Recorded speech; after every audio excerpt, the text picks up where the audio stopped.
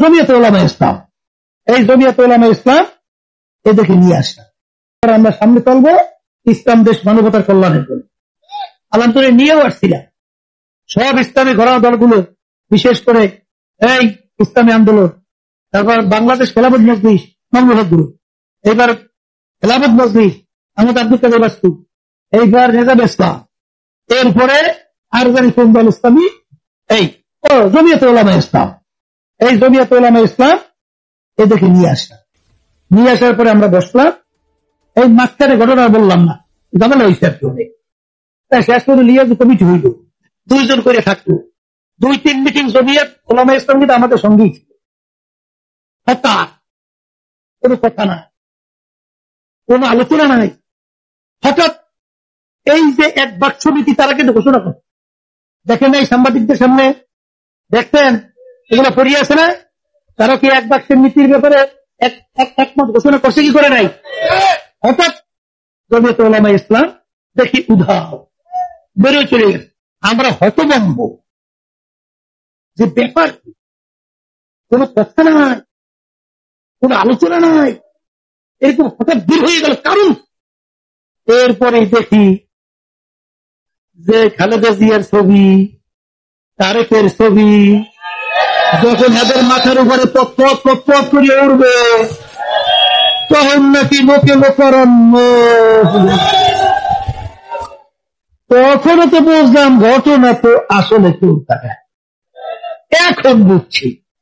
কারণ ওই বিএনপির এক বড় নেতা, নাম বলবো, এ বড় এক নেতার কাছে বলতেছিল এবার কিছু হুজুর কিনবো, এবার কিছু হুজুর কিনবো। সে এসে আমার কাছে বলতেছে হুজুর এই ঘটনা ষড়যন্ত্র তো চলছে।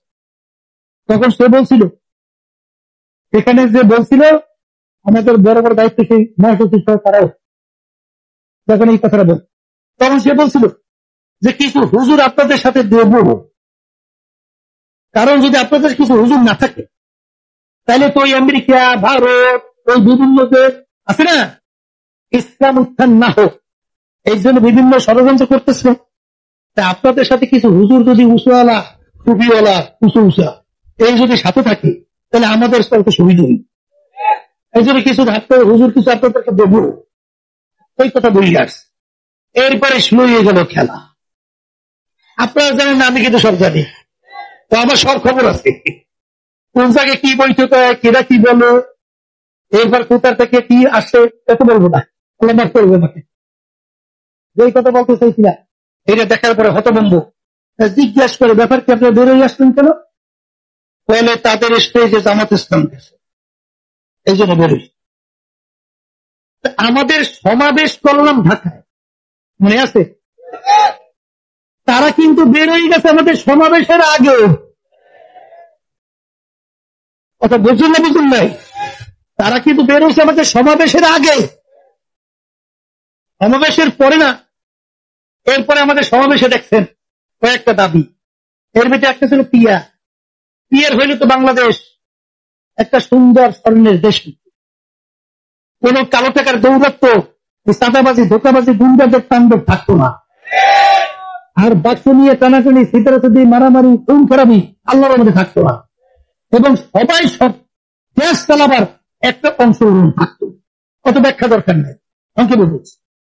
এখন এই দাবি বাস্তবায়নের জন্য আমরা রাজনৈতিক ভাবে হিন্দুদেরকে দাওয়াত করছি না, কথা কয় না, খ্রিস্টান করছি না, এই বৌদ্ধ করি নাই, বৌদ্ধ, হিন্দু, খ্রিস্টান তারা স্টেজে আছে, এবং সমস্ত রাজনৈতিক দল সব আসে নাই, সেখানে জামাতও আছে। আমাদের এই দাবিগুলো মজবুতের জন্য অ্যাকশন দিই, এটা রাজনৈতিক প্ল্যাটফর্মে গুলো হয়, কথা ঠিক না? ঠিক। এর অর্থ কি আমরা জামাতের আকীদায় বিশ্বাস করছি? কথা কন না কেন? মুফতি ফজলুল করিম ডাইরেক্ট পরিষ্কার সাংবাদিকদের প্রশ্ন জবাব বলছে না, তাদের আকীদা তাদের কাছে, আমাদের আকীদা আমাদের কাছে, এক বিন্দু আমরা নড়ি নেই, কথা ঠিক না? ঠিক। এখন যারা এই অজুহাত দেয় এদের সঙ্গে কি জামাত ইসলাম ছিল কখনো? ছিল একদিন, হ্যাঁ, কতদিন? এই যুগ যুগ কথা বোঝেন নাই? এই তখন হ্যাঁ আর হের দেখেন এইবার এরা যে জামাতের সাথে কিভাবে আলোচনা কইরা মাপ চাইয়া এইবার ভাই ভাই তাদের শেষে ভোট চাই, এগুলা শত বাইরে তোমাদের মুখে এই কথা সাজে? এই তোমাদের মুখে এই কথা সাজে? তখন জামাত ছিল নিষ্কুল, কেউ তো পবিত্র।